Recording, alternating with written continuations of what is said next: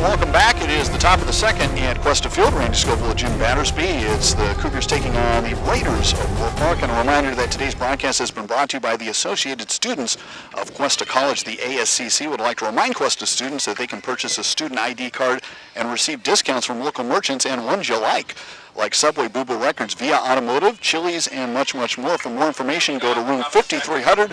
That's right there next to the bookstore for your ASCC student ID card. As we go into the top of the second for Moorpark, they had the minimum up in the first inning, so 4, 5, and 6, Marty Lewis, Taylor Cartwright, and Brittany Reed. Christina Corselletti on for her second inning of work. Marty Lewis, right-handed hitting first baseman, looks at the first pitch, and it is a strike. Lewis, who also pitches and plays third out of Royal High School in Simi Valley, one of a good collection of sophomores they have on this Moorpark team. Corselletti's next pitch is chopped over to Singh at second, comes in low, and able to get it kind of on that in-between, throws it over to Best, and there's one down. So far, Corselletti moving the ball around well, kind of high-low, not great velocity, but pitches that are pitcher's pitches thus far. She hasn't really put anything right down the middle. Taylor Cartwright, the shortstop, is up in the number 5 position. Infielder out of Simi Valley High School, not surprisingly, from Simi Valley as well, hitting with one down in a scoreless top of the second inning.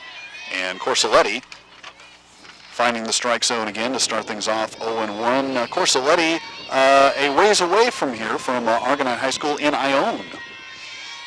Made the big trip down the 101, I guess, or whatever, 99 maybe. Again, also, I think, speaks to how far and wide they're willing to look and bring in good players. Definitely. As, Cuesta, always with athletics has been able to pull students from all over the state for some fairly obvious reasons. People wanting to come to the area as the count's 2-1. You're mentioning, of course, Moorpark is on the tip of the Simi Valley, and that I watch a lot of high school softball, and that area has got some very strong teams, very well balanced. So you can see why Moorpark's always in the battle. 2-1, and outside 3-1, and something also we're seeing. I know that Coach McGuire's done is more outreach with local programs and local high schools to really start to tap in as best as she can to some of the personnel around here. As we have a walk given up to Taylor Cartwright. We have, if you look at the Cuesta roster right now, you're looking at 4 local players. We mentioned Gorman and Best from Atascadero, Singh from Morro Bay, and also a Summer Pratt who's playing today out of Paso Robles High. You really have to get the local players, and there are plenty of good players and teams and pitchers, skill players in this area. Runner first, and it's a roller, and it's going to be deemed to have been fouled before it rolled up the line. So a strike to Brittany Reed, the left fielder. Brittany also out of Simi Valley High School. You were just talking about them and some of the other strong programs down that way. Yeah, as I was saying, there are some top-notch pitchers. There's 4 or 5 this year that are really good. Reynolds at San Luis High, and 0-1 and a push bunt over to Best, and the sacrifice will work as she will go ahead and tap first base, and they'll throw over to second just to be sure overthrows Matsutani, though, but back up by Laura Gorman in the outfield.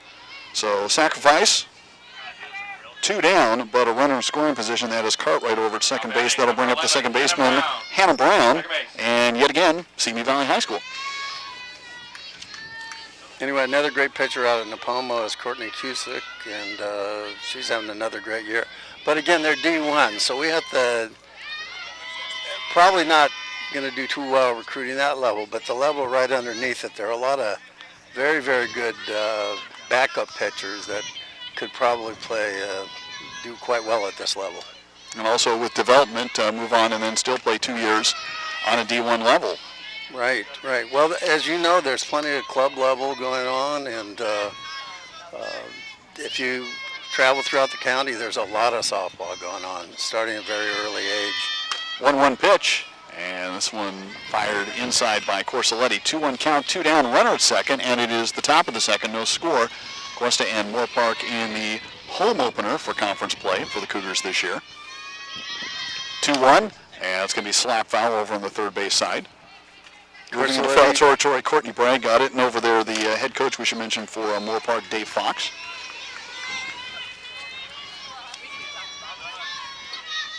Two down in the second. A lot of twos. Corsoletti put a little more speed on, and now she changes up.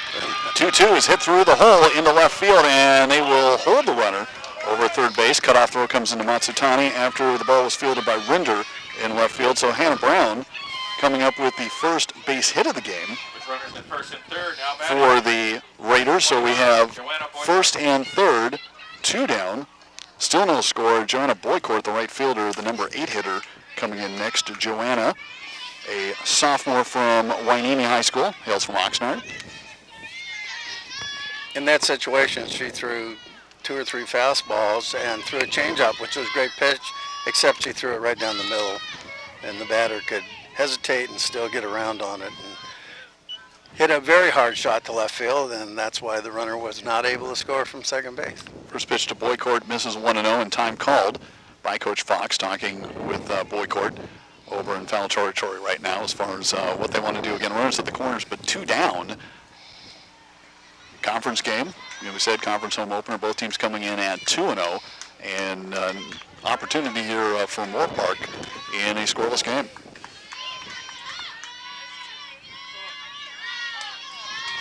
I wouldn't be surprised if they send the runner from first on this, trying to make something happen.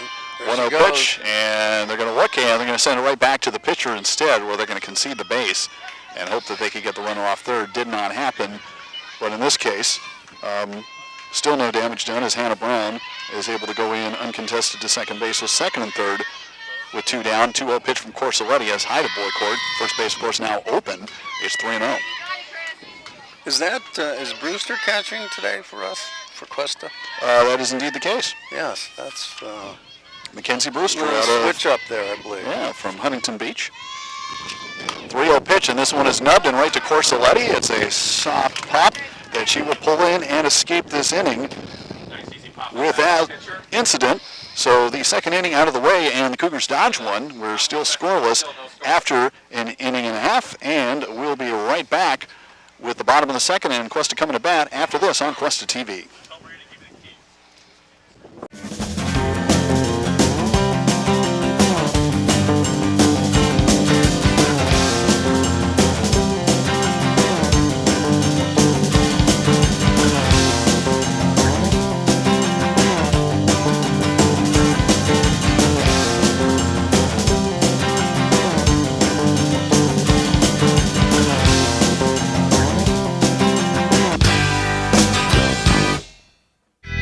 This program is produced by Cuesta Broadcasting. Start your radio, TV, and film career at Cuesta College.